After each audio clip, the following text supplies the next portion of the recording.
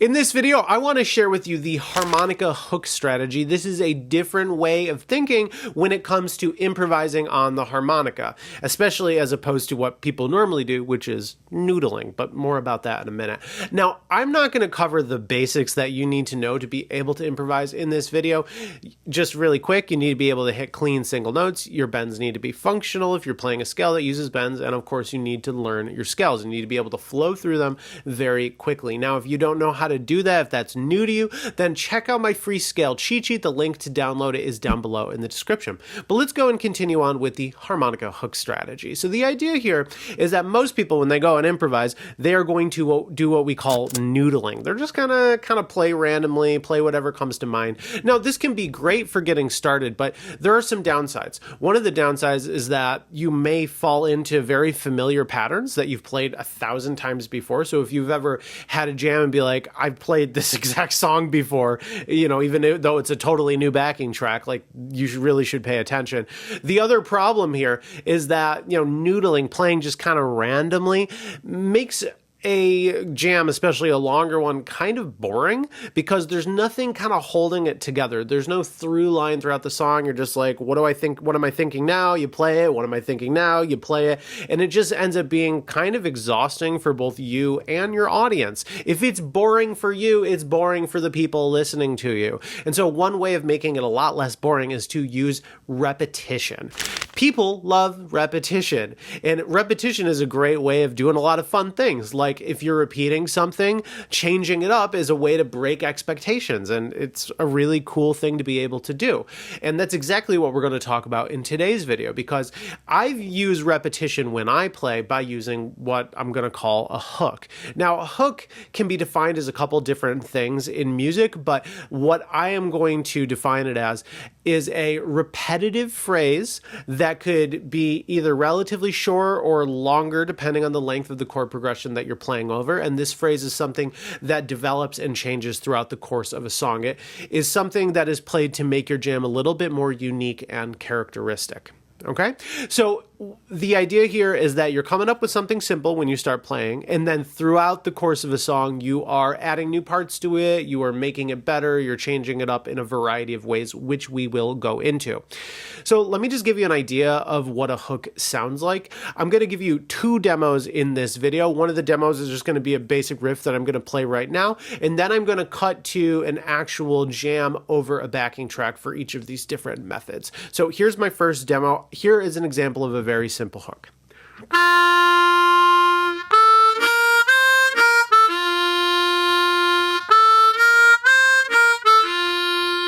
Now, if you're playing over a blues, this will work for a lot of the progression, though I would really limit your hook playing in a blues to the first 8 bars or so of the music, because more than that, it just doesn't really track with the last 4 chords of a blues. If you're playing to a different genre of music, something with 1 chord progression, you're just going to play it over that chord progression, and something with multiple chord progressions, each progression would probably get a hook over time. But let's talk about our blues example, because I think it's the easiest one to process. Now, this hook was very simple. I may want to change it when I move to like the C chord. Something like that. I'm not going to do that one in specific, but that's the idea. Like you may want to use it in a different way when you change chords in the song, but generally the characteristics of the hook that are really interesting is the notes that are being used and the rhythms that are being used. So if you kind of pay attention to these things, a hook, very simple idea, could eventually affect the whole song that you're playing.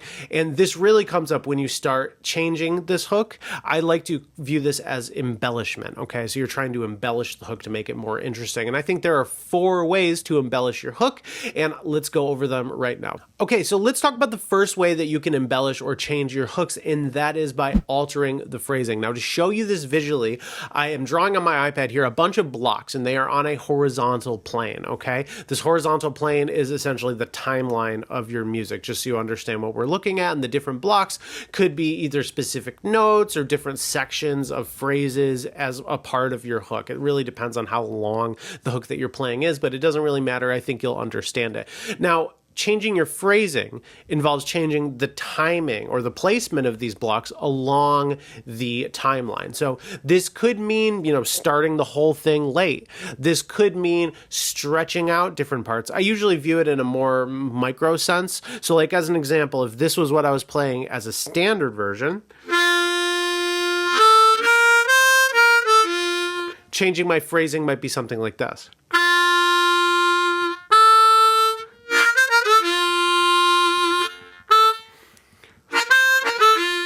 Something like that, right? You get the idea. So I am changing the timing. I'm bringing some things closer together. I'm stretching some things out a little bit, and that changes the phrasing of what you play. And that's a great way to start changing up your hooks while you are jamming. Now let's go jump to our demo over a backing track.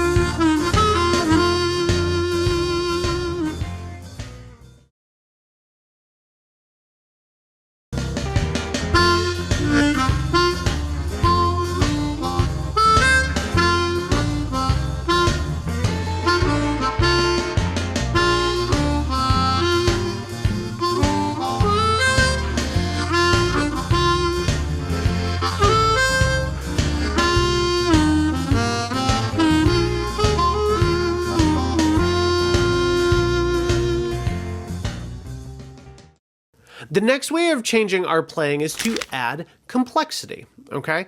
When I think of this, I think of adding more blocks to that timeline. Now, there's a couple of different ways that you can approach this. You can add some extra notes to some notes that you're already playing, or you can add in new sections that weren't there and kind of fit them in the gaps wherever you can place them.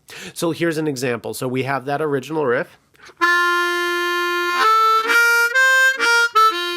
Now I'm going to increase the complexity by adding in some additional sections. I'm just going to play around with it. Check it out.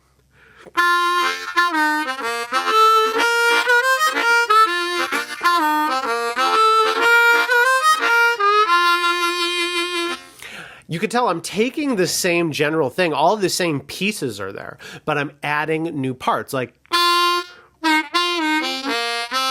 something like that. And then the second part is that we have some of the same notes, but instead of just going, I'm going. You can just kind of play around with these things. There's not one right way to do it, but that's just an example of what adding complexity is like. So this is you slotting in new blocks into that timeline. Now that you understand what this is, let's check out the demo over a backing track.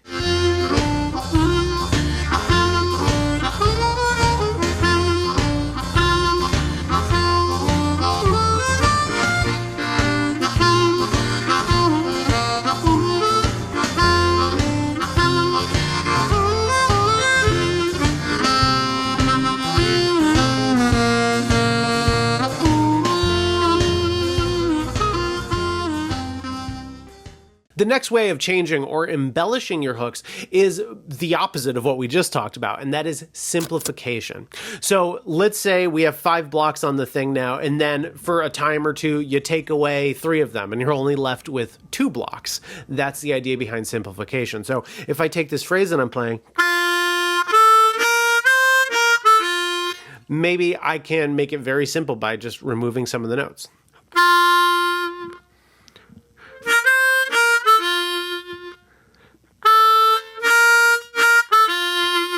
So you can hear when I'm doing this, it's actually landing on different notes in parts that weren't there before. So this is a very easy and subtle way of changing up the harmony of what you're playing. And it's actually really effective. Now, you're not going to want to simplify till it's just nothing, till it's just 2 notes being played, obviously. But as you go throughout a song, sometimes you add complexity and sometimes you revert back to a very simple place. And that contrast is really nice to listen to. So here's an example of simplification from our backing track example. Let's jump into it.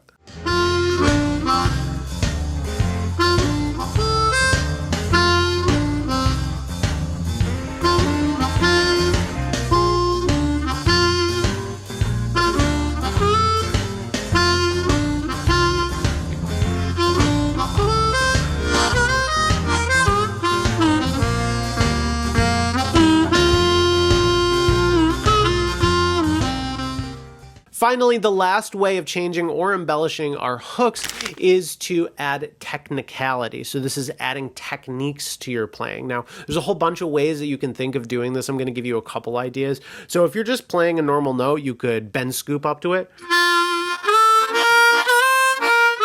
Like that. Doing a bend and then releasing it. Right?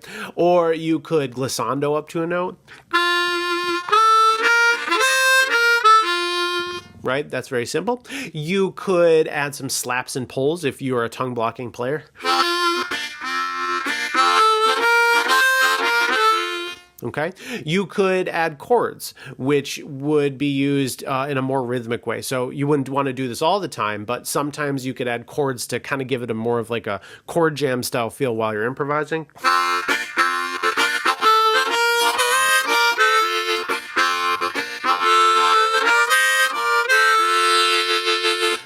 You could also add wah or vibrato on held no.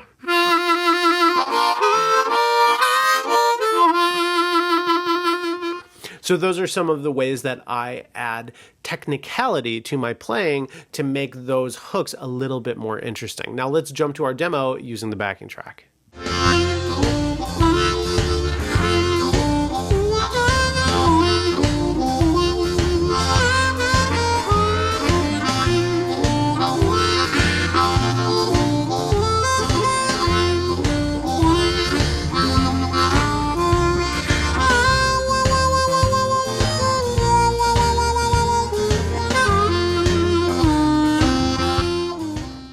So you got this, you write your hook, and then you change it in 4 different ways. You can change the phrasing, you can change the complexity, you can make it more simple, or you can make it more technical. And as you do this, the goal is to make the hook more unique and characteristic.